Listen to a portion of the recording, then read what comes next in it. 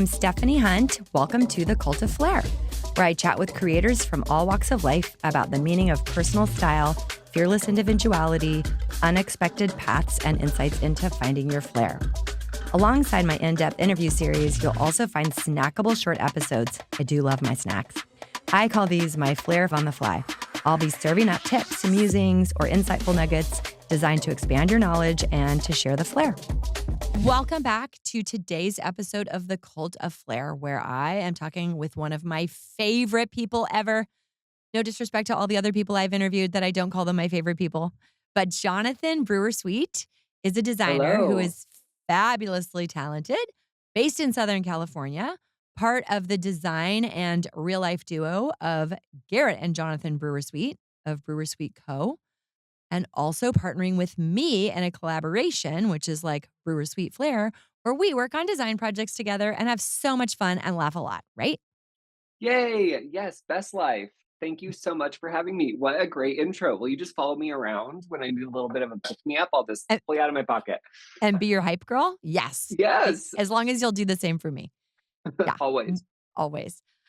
So what I want to talk about, one of the many things today, is I love people's reinvention. I feel like you have reinvented yourself many times while still being who you are, true to your roots. You've always been the same person, but in terms of a career reinvention, you were not always an interior designer. You did all these other fabulous things. So I want you to talk a Yes. bit about that. Cool. Yeah, so, I've reinvented myself a few times. It's been a little bit of a theme throughout my career, but something that I've realized I've picked up skills along the way that have kind of all formulated to land me where I am now, and I couldn't be happier. Um, I took a little bit of an interesting path. I actually went to Bible college out of high school, which is a whole nother story that we could dive into. But Which um, I'm dying for you to want to dive into it because I think it helps to yes, establish you as an extremely interesting person. well, thank you. Yeah, so we can go back to that. So I went to Bible college outside of high school and went into the workforce right away. So I had an opportunity to begin doing some video production work while I was also studying to be a hairdresser, which is a whole nother creative story. And Will you share with our listeners where Bible college was and where you grew up? yes, Sort of that so I juxtaposition between the two? absolutely. So I grew up in Twin Falls, Idaho, South Central Idaho, right smack dab in the middle at the bottom of the state, 30 minutes north of the Nevada border. And my grandfather had a 400-acre farm, so I grew up on the weekends and during the summer days winding through large alfalfa fields and picking rocks and doing all of the country things. Did And you wear overalls? oh, absolutely. I Because have so many photo I'm shoots. picturing little Jonathan in overalls. Now I'm talking over you, sorry. No, no, you're totally good. I was absolutely in lots of overalls. I have so many photo shoots of me like on haystacks with overalls on with like a piece of straw coming out of my Oh my mouth. gosh, I have to My see. mom had a friend who was a photographer who loved to take like stylized children's photo shoots. So I have plenty of content for that. Yeah. Yeah, I'm gonna need to see one of those photos.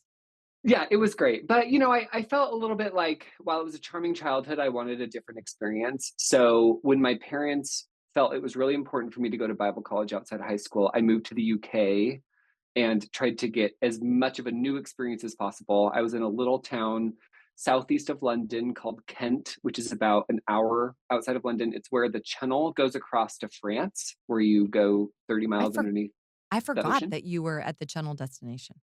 Yeah, really interesting little port town. It's just south of Dover, the White Cliffs of Dover, if you know the song, Mhm. are, the coastline there, pebble beaches. Really picturesque. It's one of the rainiest places in England. So it's a very similar climate to Seattle. It's like 300 days of rain a year. Mhm. And so now living in Southern California, it was a much different climate, but it was very, very moody, kind of like a very moody artistic time of my life, which I Mhm. appreciated. So, um, went to Bible college, was pursuing hairdressing, which was really fun. I was doing an apprenticeship program and doing video production. And then after 5 years of my living there, the immigration policies changed. So I could no longer renew my visa. And I suddenly had to make a shift and made some friends from Southern California who were moving about the same time and decided to make a move to Southern California instead of going back to Southern Idaho. And Mhm. that's how I ended up here. Well, So I want you to keep telling me more. I don't wanna talk over you, yeah. but I just had a little thought bubble that it would have been an amazing niche brand to have you evangelize while giving people haircuts. Like, I feel like that could have been that could have been a thing to fuse the 2. But never mind. It Keep going. it totally could. Yeah, I mean, hairdressers really are like, psychologists or pastors Yes. or therapists because there's something so intimate about being with someone and, the, touching them and their hair and, Mhm. it's very soothing Mhm. and, there's so much Intimate. care involved in it, Intimate. and it's very intimate, and people really open up to you. And there's something about my personality. Garrett and I, my husband and I, who you mentioned, always joke about it, but something about my personality, people, upon first meeting them, it could be the first time I've ever even walked up to them or seen them in my life, and they will immediately tell me very deep personal facts about their life. Wow. I don't know what it is about my personality or the I mean, I'm energy that I thinking emit. right. And I don't disagree with that because I've known you, I mean, not for decades, but I've known you for a good chunk of time Long now, time. and I have Yeah. a very close relationship with you and tell you all my deep, dark secrets. And so that does not surprise me. I probably started on the day I met you. I'm not sure, but I think you have this sort of like open, trustworthy authenticity. And I don't feel like you come off as somebody who's judgy. So maybe that makes people safe to share. Yeah, which I appreciate. And so, I thought that maybe hairdressing would be a good opportunity for me to explore some of that. Um, but the universe had other plans. And when I moved to California, I have to say, I was still planning on pursuing my hairdressing license certificate. Mhm. But then in just looking for a job, I found a job working as a project manager for an environmental design company. So a company that did like immersive theming for um, like museums, and they worked a lot with like churches, like big churches doing their children's departments that might have like a spaceship hanging from the ceiling and then all of these super graphics along the walls that kind of went with that theme. So it was once again Which is working. very much set design, Yes. and some of the most talented, notable interior designers come from a set design background, not just from a Oh, four-year degree in interior design. yeah. So Which is that really had to interesting. help inform, don't you think, this It part of totally your did. career? It totally did because, we were always in these big brainstorms and doing these big activities, sometimes on site with clients, talking about storytelling and what their big story was and the story that we wanted to be telling as someone moved through their space. And so it really was, I think set design is such a great thing to compare it to because it really was creating like this themed environment that you wanted Mhm. folks to be able to immerse themselves into. Yeah, Experiential. So experiential for sure. experiential. I know there were a lot of steps between that world and where you are today, but knowing you today and this incredible aesthetic that you have with Garrett, um, I'm curious. I have completely forgotten what I'm curious about. It was going to be such a good question. This is where he can edit things out. Darn it. Yes. I'll just say, how would you describe your design aesthetic today? I know what it is because I work with you and I'm looking at your background with the art and the sofa and it's beautiful.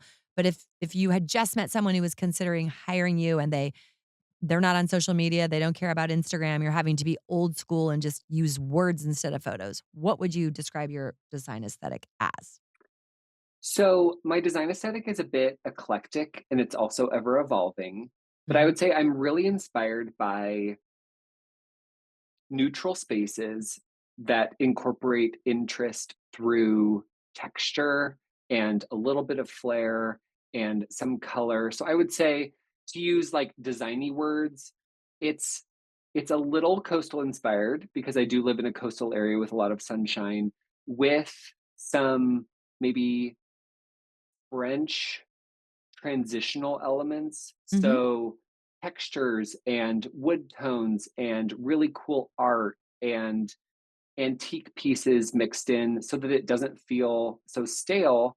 right. But recently, I've also been really inspired by like some pops of color here and there that are also contained to a specific area. So maybe you're in, a really beautiful, moody, warm living room and you walk into a powder bathroom and it's suddenly like a really bright color or has Right. some really interesting wallpaper, which just kind of shocks you a little bit in a really fun and exciting way. Yeah, I love that. Because flair is such a sort of vague term, what do you consider flair? Because this will be a two-part question. And if you forget the part 2, while you're talking about the part 1, I can remind you what it is. I think because of my brand, people think that flair has to be color and pattern, which is it's not that at all. So because your brand, an overused word, but it is true that it is a brand and you are starting to embrace color, like I'm just curious what flair is to you. What is the thing that makes something so unique and special? I would say that flair is anything that draws your attention and also makes you kind of stop and contemplate in a space. So even the gallery wall that's behind me, I know that Mhm. listeners wouldn't be able to see that specifically, but it doesn't incorporate a We're ton gonna of be on YouTube, they might see it. hey, so if they're watching the YouTube, check out my gallery wall. But it incorporates a lot of framed photos that have some structure and there is a lot of neutrality to it, but there's little pops of color here and there are some photos that catch your eye. There's some interesting illustrations. There's some subject matter of like the dog on its back behind me that's like fanning itself by the electric fan cooling off. There are just a few things that just draw your interest and are like, oh, that's really interesting. Yeah. Or maybe it's a really cool abstract art piece at the end of a wall, or a cool, pattern textured wallpaper that just really makes you stop and think. Or we have some framed prints in our bathroom that are by an Instagram account called Vintage Barbie and Ken, and it's two Ken dolls that are posed in real life scenarios, like on a beach or in a bathtub, Mhm. but they're set in real life scenarios. So I think things like that are flair to me. Right, and it's like things it sounds like you are agreeing with what I think it is. Flair is what makes what you said, somebody stop and think and contemplate, but also remember it. Makes your that space of yours super memorable and unique, not just like the neighbors. Totally. And yeah, exactly. And not like a spec home or not like a magazine. It's like, what are, you know, a lot of design is inspiration from spaces that we interact with, but it's like how can we build upon something that we might have seen before or something we're inspired by and make it so unique to whoever is Right. going to be inhabiting it and making it their own personal home. I agree, I love that. I wanna shift back and forth with you and go from a design related question to something that isn't design related because there's so many parts about your life that just fascinate me. Love. I know that early on when meeting you, you told me this little factoid about your family that I literally became obsessed and I am still today that I want to somehow help produce or get the attention of a producer out there who will make a movie about a family member of yours because it's a pretty incredible story. So I would say something about you that not everybody knows in terms of your family history. Yes, this is a really good story. So, and It's amazing. not even something that I discovered until I was about 16 years old. So, going back to my farming roots, my dad's side of the family is all from Twin Falls, Idaho, which is a smaller community and a really interesting place. And I don't know how many generations back it goes, but it has to be at least 4 or 5 generations of my family that goes back to Twin Falls, Idaho. And when my grandfather passed away, come to find out that the family secret was that I had a great great aunt. So this is my dad's great aunt. Okay. It is my paternal grandfather, my dad's dad. It's his aunt. Okay. So it's my grandfather's mother's sister. Got it. She rumor has it that she had an experience where at around 18 years old fell in love with someone her father did not approve of and it sent her into a spiral. So she ended up marrying someone her father did approve of. But a few years later, shortly after he took out a life insurance policy, he suddenly died of influenza, as did his I'm not brother laughing because shortly it's funny, but thereafter. the store is just wait, who died shortly thereafter? His brother, her husband's brother, Okay, and their so her 2-year-old brother-in-law daughter and ended her up husband. dying. Yeah, Oh, the and their daughter 2-year-old daughter, too? Ooh, unfortunately. that's dark. Yes, Okay. I know Okay. it is dark. So, you know, it seemed a little bit suspicious, but this was back in like the 20s or 30s. Yeah. And so things weren't There as wasn't developed quite as they the were today. forensic abilities that Exactly. there are now. Totally. And they weren't researching everything with death in the way that we do now. And also, it was pretty common for people to die of influenza. And Okay, the that's a good symptoms seemed point. like That's a good influenza. point. Yeah. So then she moved to Montana and married someone. And shortly after they took out a insurance policy, they died of influenza as well. And then the Are sheriff's people still deputy, thinking this is really bad luck? Like, wow, this poor woman has had 2 husbands die of influenza, and good thing she had a life insurance policy on both of them. yes, up to this point, and she's in her early 20s now. So it's not even like she's, Oh, she's really young still. yeah, she's pretty young. Okay. Totally. So maybe mid Nick, 20s she's by like this your point. age. She's like Yeah. Nick's age. Be Yeah. careful. She's like Nick's age. Yeah. So so the sheriff's deputy in Twin Falls, Idaho, catches wind of the same suspicious things happening to this woman. And he decides to dig up the bodies of, he gets a warrant. He goes to a judge and gets a warrant to dig up the bodies of her first husband and his brother and their 2-year-old daughter. And they do a full autopsy on the remains. And they discover that all 3 bodies had extremely high traces of arsenic. Mhm. It's So they were always clearly arsenic or antifreeze. Always. Now always it arsenic. now Cult of Flair is like a crime podcast, apparently. But continue.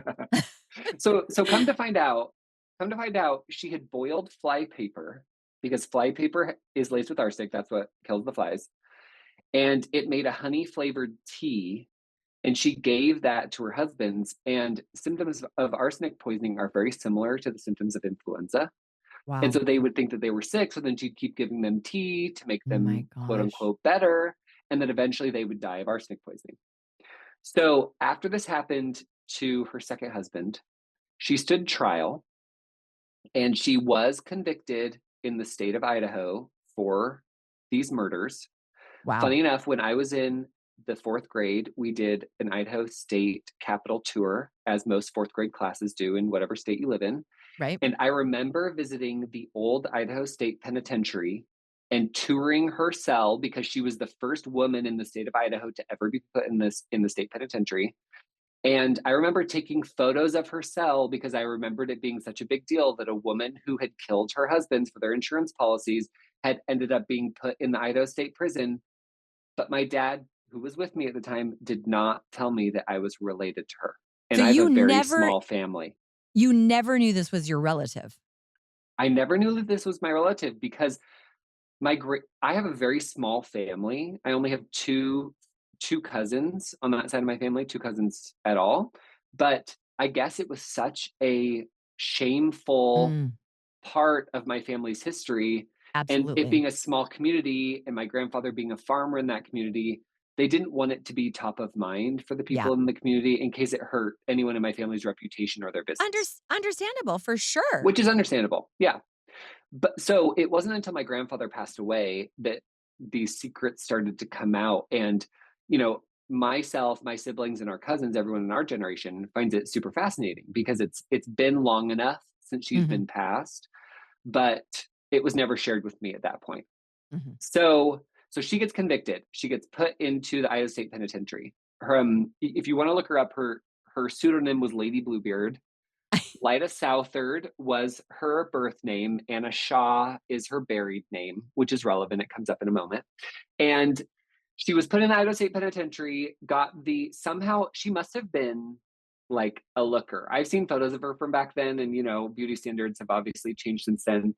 But I guess the men just literally fell head over heels for her because she Even got the knowing she's prison. gonna potentially kill them. Exactly, exactly. She had a track record, and she got the prison warden and the guard to fall in love with her both. Since she was the only woman in Idaho State Pen, she got the prison warden to build her 2 rose trellises. And one night, she stacked one on top of the other, climbed over the fence. The prison guard was waiting for her on the other side, and they escaped together, moved to Hawaii, and she killed him too. There has to be a movie. I mean, like, I can't even take it. There has to be a movie. There has to be a movie. And I'm gonna help this happen. so a couple more crazy things about this story are that she continued to deny this until her dying day. She continued to deny that she had any part in these murders. She claimed to be innocent until her dying day. But, if you go back and look, it was like all over national news in those days, which was only newspapers pretty much or Right. radio, which was pretty wild for it to get that much national acclaim. Um, and when she died, she was released to live with my dad's relatives when she was in her late 60s, early 70s, because they had decided that she was no longer um, a threat to society.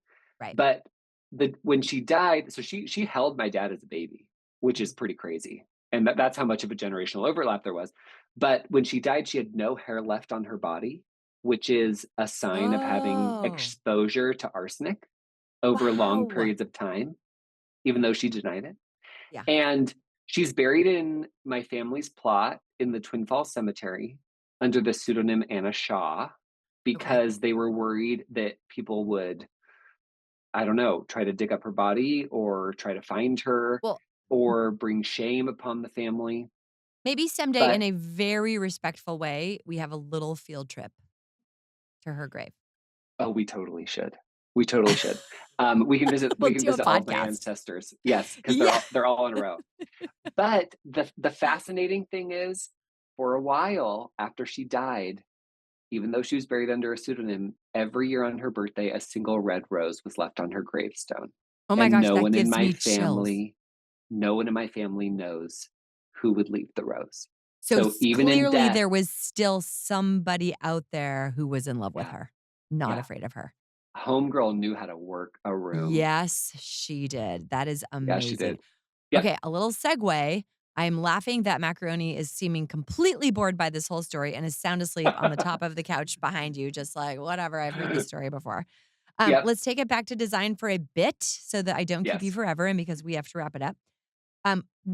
Let's talk about a past look for you, either aesthetically in your fashion or how your design aesthetic has evolved over the years to become what it is now, which is coastal inspired, neutrals, a bit French. It's chic. It's so great in so many ways. Um, what would your bedroom have looked like when you were 16? Or what was your Oh. outfit, maybe? Oh. Okay. So when I was 16, growing up as a gay kid in a very conservative small town, I Mhm. loved to experiment with my own personal fashion. Um, I still remember my favorite outfit when I was 16, so I'm just going to walk you through it. It Before you say was what it is, were you encouraged to wear whatever this is going to be? You weren't discouraged.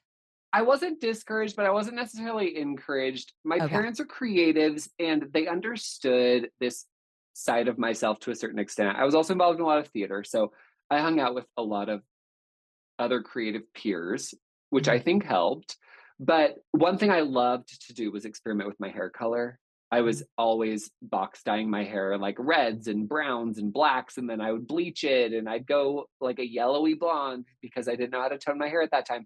And just lots of different things. My parents were more concerned about how much my hair changed than they were about my clothing, which is something Okay. that I appreciated. Yeah. Okay. But one of my very favorite outfits from when I was 16 was bright yellow cargo pants. Oh, wow, that was not what I was expecting. Yes. Yes, they were these bright yellow cargo pants that had, like, cords hanging off of them, like tied cords hanging off Right. of them with a blue and yellow striped polo shirt with, like, a big black jacket over the top of it. Don't you love that you could feel so amazing about an outfit that you remember it forever?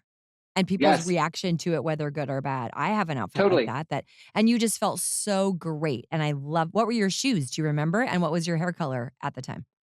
My hair color, I think I was either blonde at the time, which I loved to go back and forth between, Mhm. and it's obviously stuck, Mhm. or I also loved being like a really like auburny, browny red tone. So it was one of the two.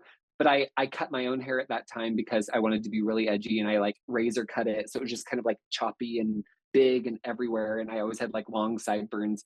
And I'm pretty Oh sure my God, I cannot picture you with long sideburns. I need a photo. I need reference. but the thing is they weren't like grown sideburns because I don't grow facial hair very well. It was like I let the hair that turns into my sideburns that grows from my head get long, and they were like long and wispy, and I would just it was very funky. It was very fun.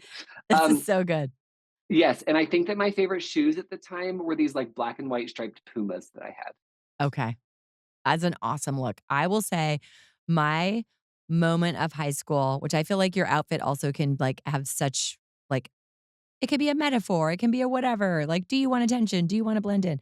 When I was 16, which was 19, we're gonna call it maybe 1981, 82-ish. That's when like the Go-Go's were first out, Madonna was just starting to happen, and I was in a little high school in Bellingham, Washington, and nobody had worn a miniskirt yet. And I bought this, saved up my money, was no online shopping. This was probably from the local Nordstrom, Brass Plum in town. This purple long sleeve mini dress that went like just maybe like 6 inches to a foot below your hips and butt. And I remember my parents, especially my dad, being somewhat concerned when I left the house in the morning. Like I definitely did not get a like, wow, you look amazing. If anything, I might have gotten a bit like, I'm not sure you have the right body for that outfit because I was a bit heavier. Okay. But I still felt pretty good, like kind of scared, but Yeah, also heck kind of yeah. good. And I remember walking down the hall at school, whatever my shoes were, and having people stare at me, but it felt really good. Like, look at me. This is so courageous. I am the first person in my entire high school to wear a mini skirt. Yeah. Heck yeah. Yeah. I love that. It was a I good feeling. I I used to get and love those looks too. Because it was like, yes, I'm pushing the boundaries. Another outfit staple of mine is I would layer polos and pop the collar on all of them. So sometimes I would have like 2 or 3 layered Oh, polos, all with definitely. popped collars in different Yep. colors. That was a And staple you're of my so much outfit too. younger than I am, and I was a preppy handbook devotee. Like, that was my Bible. I would, like, dog-ear the pages, I would highlight. So when that first came out, it was like you had the one shirt over the other shirt with then, like, the striped Oxford cloth over the top of it all, and it was a whole thing. Yeah, I loved it. Okay, totally. I want you Yeah. to tell me what is next for Brewer-Sweet Co. What exciting things you have coming up. I know one of them because it's with me. And then, like, where people can find you on Instagram or other. Yes, I love that. Exciting things coming up with Brewer-Sweet Co. is we have some really fun projects going on right now. Some collabs with you, the Flairhunter, Mhm. which is exciting. Some on our own. We're finishing a project in Park City that I'm going up to next week, and we are exploring some other potential business offerings, which is very cool. Which is Um, sort of I know it's like we're not discussing it, it's kind of secret, but, like, which is maybe product related? yes, Yes. yes. I love it. Exploring what that could look like. Stay tuned. It's a longer process, but that's Yeah. definitely something that's big on our mind. And we are also featured our collaboration in the Scout Guide Newport Beach Volume 2, which Uh-huh. launches later this week, which will be very exciting. We'll be together. I'm very excited about that. And Yes. tell us your Instagram handle.